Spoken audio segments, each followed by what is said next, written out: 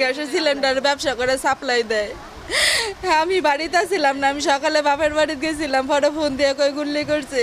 আমার স্বামী নির্দোষ, আমার স্বামী কোনো রাজনীতি করে না, আমার স্বামী গ্যাসের সিলিন্ডার নিয়ে যেতেছে, এর মধ্যে গুল্লি কইরা দিছে। আমার স্বামী একজন নির্দোষ, আমার স্বামীর যে গুল্লি করছে আর বিচার চাই। আমরা অফিসে বসে রয়েছি, তো মা স্বেচ্ছাসেবক দলের সভাপতি, জেলা সভাপতি হ্যার বাতিজা বাবু দীর্ঘ সময় আওয়ামী লীগের লোক নিয়ে মানে সন্ত্রাসী করে, চাঁদাবাজি করে, এটা অনেকেই জানে, আইন প্রশাসন মনে হয় জানে। তো হ্যাঁ করে কি আওয়ামী লীগ কদিন পরে ওরা ঢুকায়, তো ঢুকানোর পরে হ্যাঁ আজকে এখন 4-5টা ফুন্ডাল নিয়ে ঢুকছে ওরা। আমরা অফিসে থাকার পরে ওই এরা একটা জাবর দিচ্ছে ওরা। আমরা যখন বাড়িছি পরে যখন কইতাছি কী হয়েছে, পরে যখন খোকায় যখন কইতাছে বাবুজন অফিস কদিন থাকে এটা বুঝবো না, বেশি দিন অফিস থাকতো না।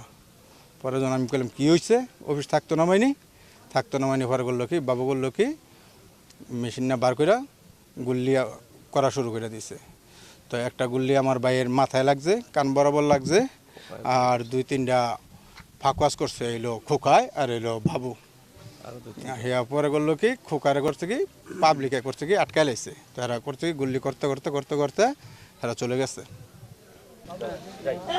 আমি চৈতুবান সুইটা বের হয়ে আসছি অফিস থেকে, আইসা দেখি মামুন যে উনি ওনারে যে গুলি করছে উনি রাস্তায় পড়ে আছে। পরে আমি ওনারে উঠাইয়া রিক্সা করে মেডিকেল পাঠাইছি।